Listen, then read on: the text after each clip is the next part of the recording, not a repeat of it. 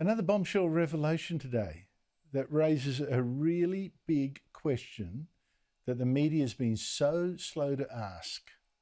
President Joe Biden's family, is it corrupt? Has it been using Joe Biden to make millions by peddling influence? And now questions are even being asked about Biden's younger brother, Jim, after the discovery of a grovelling letter to a Saudi prince. Now, before I get to that, we've already got allegations, of course, about Biden's son Hunter that are now being investigated by two Senate committees. Allegations that Hunter Biden traded on his father's position as vice president under Barack Obama, even used his father to make himself at least $15 million in just 5 years from a Ukrainian gas company accused of bribery and from a Chinese billionaire now arrested in China and accused of fraud. But here now comes Joe's brother Jim, after the discovery of a letter that he wrote that's been found on Hunter Biden's abandoned laptop. That letter is to a Qatari prince in charge of Qatar's massive investment fund asking for a meeting. It says, "My family could provide a wealth of introductions and business opportunities at the highest levels."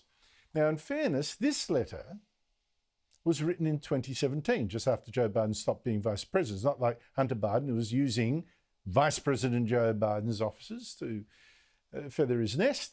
Joining me is Sky News US correspondent Annalise Nielsen. Annalise, good to see you again. What picture are we getting here of this Biden clan? We've got some real evidence here of advantages being taken by relatives of the Biden family. And I think one thing you just need to keep in mind is, taking that step back, what were they being paid for?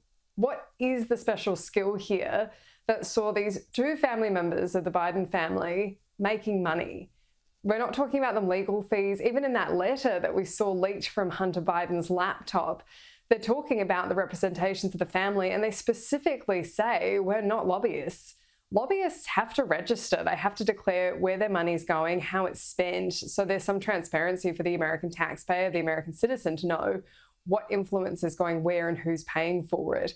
So to say that in the letter as well really piqued my interest, because that's not necessarily a good thing. Annalise, there are two congressional committees looking at the allegations into Hunter Biden, Joe Biden's son in particular. What's concerning them? Where's it up to? How serious is it? Look, it is still early days because the Republicans are really only just taking control of these committees. What is going to be important for them is bringing a lot of these accusations into the public and trying to subpoena as much evidence as they can. But what they're talking about is the potential for foreign interference, the potential for influence peddling. And this has been not just while Joe Biden was vice president, in between as well. And then, of course, now that he's in the White House. But I mean, some of the things they're going to be looking at are the art that Hunter Biden's been selling in New York and very exclusive galleries. Who's paying for it? How much are they paying for it? Why? Where is it being hung? Is it being stored? Is it part of a collection? Or is this just a grace and favor thing to try and get access to the Biden family? And so when you start to see letters like that one from the president's brother saying that his representation on behalf of the family, yes, he wasn't in office at the time, but what kind of access are you selling? What influence are you pulling at? So that's what they're trying to make sure is within the public domain and on the record, because this is incredibly important, especially when we've got the president saying that he's likely to run again. No, absolutely correct. Now, all these revelations about Hunter Biden, now about Jim or James Biden, they come from a laptop that Hunter Biden abandoned. He sent it to a repair shop, didn't pick it up. Then the contents of that laptop were reported by the New York Post, just in the middle of an election campaign between Donald Trump and Joe Biden. That made the stakes really high. Joe Biden denied that this was true. He said it was a fake laptop. He relied on 51 former intelligence chiefs, including CIA heads, who claimed, oh, look, this seemed to be Russian disinformation, even though it wasn't. Twitter and Facebook cracked down on posts discussing the laptop. I mean, it was just the most extraordinary suppression of a genuine news story and intended to help Joe Biden. Has there been any accountability for this?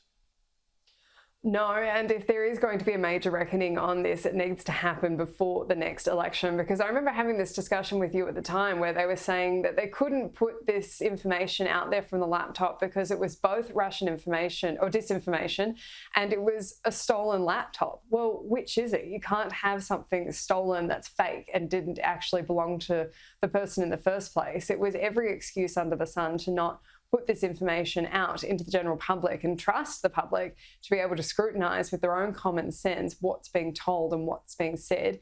So we are going to hear a lot more about this, and what we can expect to see is more credence given to what was on these laptops, because as much as there is still a vocal group saying it's fake, that it doesn't matter, even if it's not fake, it really does. And just dismissing it isn't going to make the actual core issue go away. Annalise, you're so right about it having been a big story to suppress, because a lot of people might argue that suppressing that story helped win Joe Biden the presidency. If that had been allowed to run, he would have been finished and Trump would still be president. I think it's a real warning about the power of big tech for a start. Annalise Nielsen, thank you so much for your time.